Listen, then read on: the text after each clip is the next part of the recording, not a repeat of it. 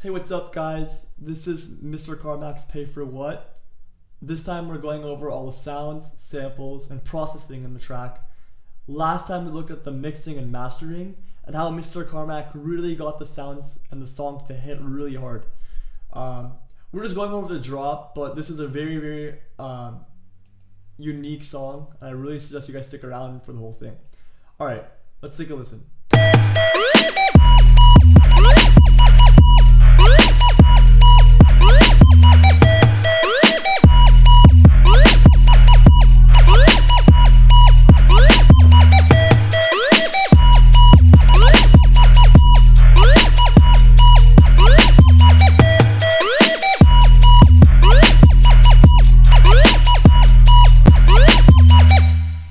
Okay, let's start with the melody. We have these two massive tracks.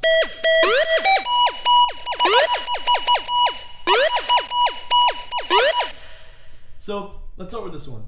This is the main lead and the main sound that gives Pay For What its character. It's actually super simple. It's just a square. It's just a square sound with a bit of pitch modulation. So let me show you the difference. So the way this is done is it's taking the main volume envelope and we're putting it on the pitch, and it kind of just gives a wobble effect. So when the sound is releasing, it goes down in pitch. So you see, like when I let go, it kind of goes down. It's just doing this at a really high speed.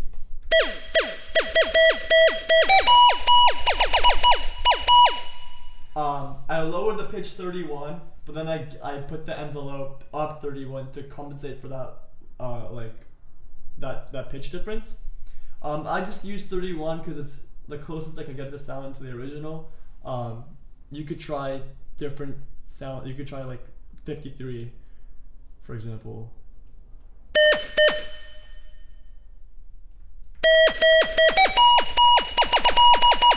But I personally found the 31 works the best.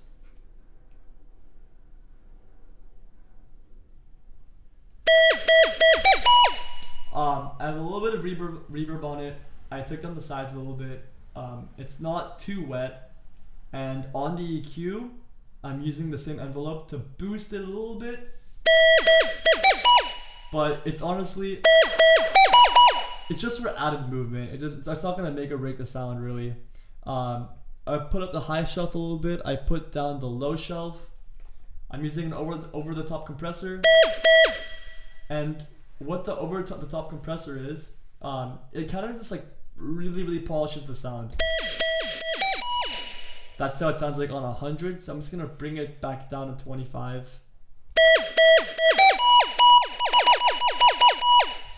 You kind of hear this effect in most dance tracks nowadays. It's super helpful in like squishing the highs, mids, and lows separately, and it just gets you a super polished sound. As I mentioned in the last video, I'm cutting out everything below 400, in this case 440, and then it's being sidechained to the kick and the snare. The second sound is similar to the first one. It's also just a square wave, and it has a pitch envelope of an octave and just going straight up. When this is turned off, it just doesn't move at all. But when you have it pitch up an octave like that,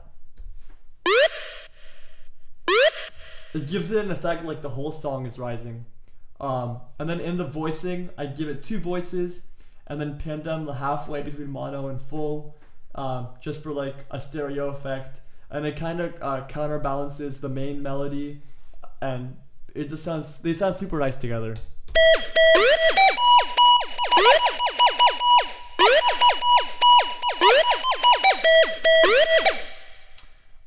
Nothing else is done in massive. I have the same over-the-top compressor on this sound, as well as a regular compressor, just to kind of bring the dynamics down and make it a more flat sound. And then I have another EQ cutting everything below 569. And then I'm side shading to the kick and the snare again. So that's the two melody sounds. The first one is going through the main reverb send, kind of like halfway, and the second sound is going through almost all the way. And they kind of sound like the same sound, but they kind of sound different. They work really well together. Now let's go over the effects now. We have two effects tracks, the siren and the haze. I believe they're both from the Boy Wonder kit. Let's see, Still Fly Siren. Yeah, it's also for the Boy Wonder kit. But the original one sounds kind of different. Essentially what I'm doing is I'm warping it. I extended the length of it. Originally it was like this short, and then I extended I warped it and I extended the BPM to 154. I could have gone more. There's like a little gap here, but I just wanted to get my point across. I basically just extended the siren because I didn't have any other siren to use. I looked through all my sirens, and this is the best fitting siren I had. It sounds kind of different from the original Pay For What siren, but I liked how it sounded. And it's like the one sample in the song that doesn't sound like the original. I pitched down 4 semitones to give it the same key of the song.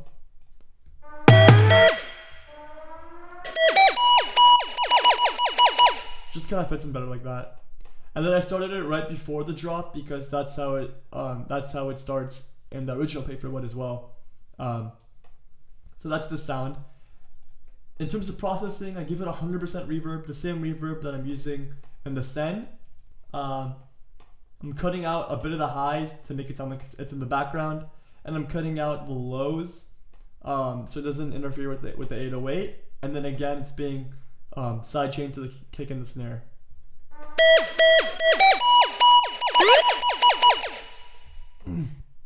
Now we have the hiss, or the vocal stabs. This is also from the Boy Wonder kit. It's this.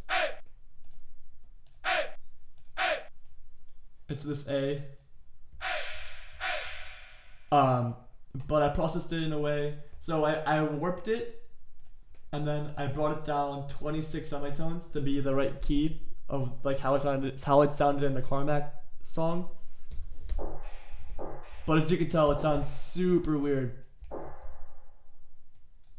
So what you actually have to do is you have to change it from complex to complex pro, bring up the performance all the way, and keep the envelope at 128. And then in terms of processing, the spectrum was only here so I could tune it. You don't need this. Saturator. The saturation is just to give it a bit of a boost, to make it kind of crispier. Kind of crunches more. And then I'm compressing it just a bit. I'm giving it some attack, so it kind of like clicks and kind of like, it's kind of more of like a punchy sound.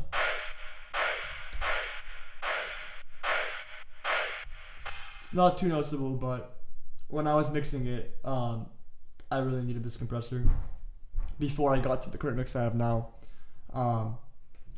And then the EQ, I'm just cutting out everything below 400 again. And then I have this simple delay. I don't think I touched on it yet, but basically what it is I have, you see the left channel and the right channel? It just kind of splits the sound into 2 signals left and right, and you can kind of delay them separately and give them like a stereo effect. So I put the left to 1 millisecond, so it doesn't really move too much from where it is on the grid. Then I set the right to 22. And what this does is it kind of lets the left and right come in differently and kind of gives the sound a stereo effect. Versus if I were to turn this off,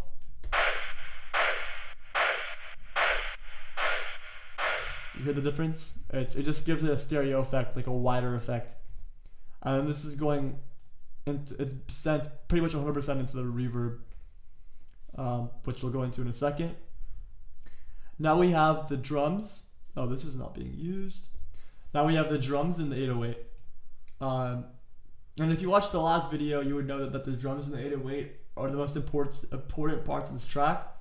And it's super important that the drums are tuned to the 808. All these drums are pretty much all from the Boy Wonder kit, except for the tom, but we'll get into that in a second. First, let's start with the kick.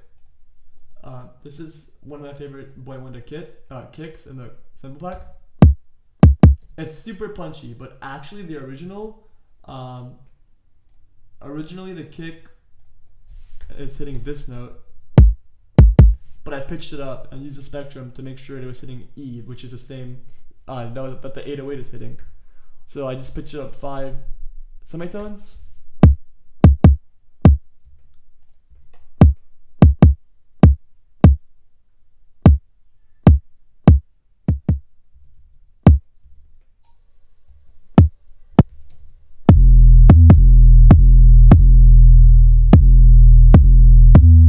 It just sounded best at 5, so I just pitched it to make sure it was hitting the same note as the 808, which is super important, especially in Mr. Carmack's tracks.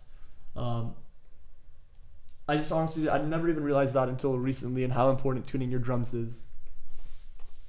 So we have the kick. I guess let's go with the toms really quickly. The toms are actually stock Ableton toms. If you go to drums, here, I'm just gonna type in tom. It's tom reg MPC. It's this tom right here. You can find this in core library, samples, drums, tom, right there. And then it came at the right pitch already, the same exact pitch that the Carmack one's hitting at. I'm not sure if it's the same sample. I think they might be different samples, but I used that tom. The spectrum was for tuning. I compressed it a bit, just to like kind of shape the sound a little bit. And this EQ really came in clutch. Like, listen to how this EQ sounds when it's turned off. I basically cut out the lows, cut out this frequency. I didn't like that tone it was giving off. And then I cut out a bit of the high end to make room for the lead and all other sounds.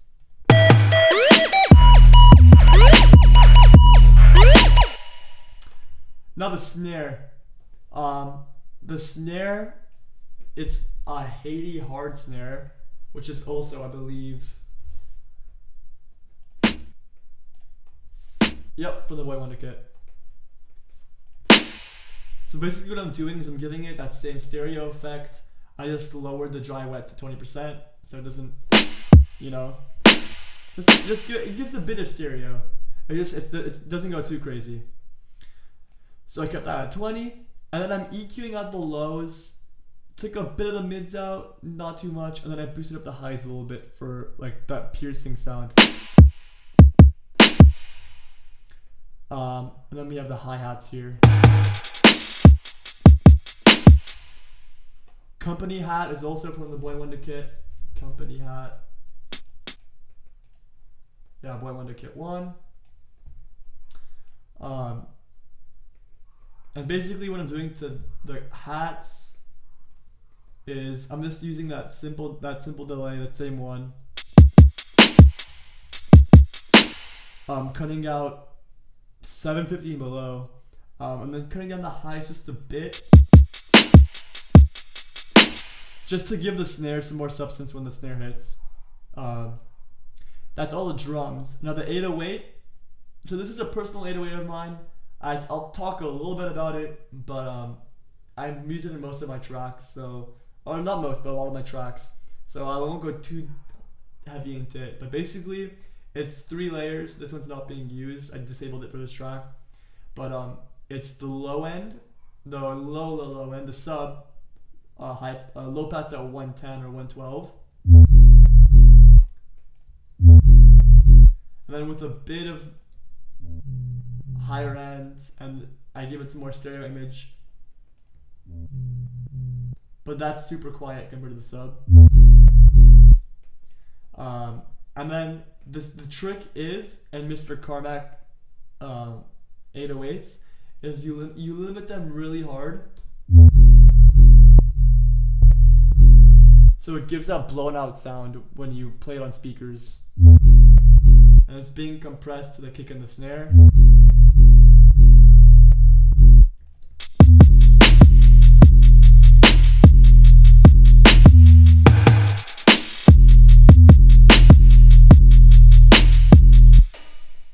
Really love how that sounds. And then the last, but one of the most important parts of the track is the reverb. Just so you know how important this is, let me just turn it off real quick.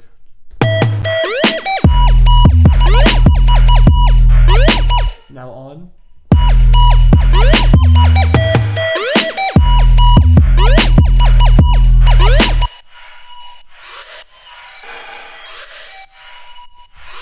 Basically what's going on here is it's a really simple Ableton reverb. I just cut out the lows a little bit and the input.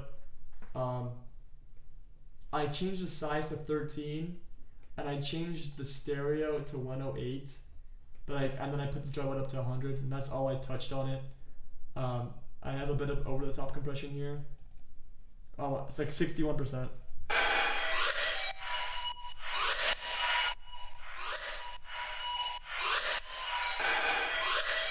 You can see how the over-the-top compression is really important, especially in like trap and dance tracks, because it really gives that polished sound to like your sounds. I'm EQing most of the lows out. 635 and below is gone, and then most of the high end is gone. Not most of, but I'm cutting out everything above that. Just to kind of dull the reverb down a little bit and make it sound more like it's in the background. Okay, excuse me, sorry. Now we have these two side chains, and just being side chained to the kick and the snare.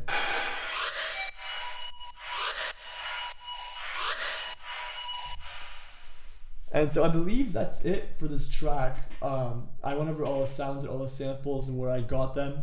If you want to see how I mixed this and how it's so loud and why the drums are clipping and why certain things are the way they are that I didn't go over and that really make the sound huge, check out my previous video. It's in the description below. I go over the mastering, the mixing, and the little techniques that Mr. Carmack does to make his tracks hit.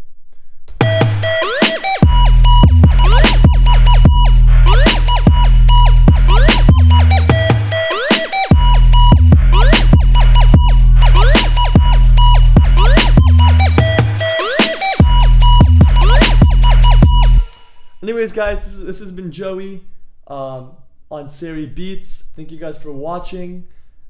Stay tuned for more videos. I'll be on here a lot more. I'm excited to make videos for you guys. Excited to get in the game. Thank you guys for watching. Mr. Carmack, if you're out there, hit me up. And yeah, thanks guys. See you next time.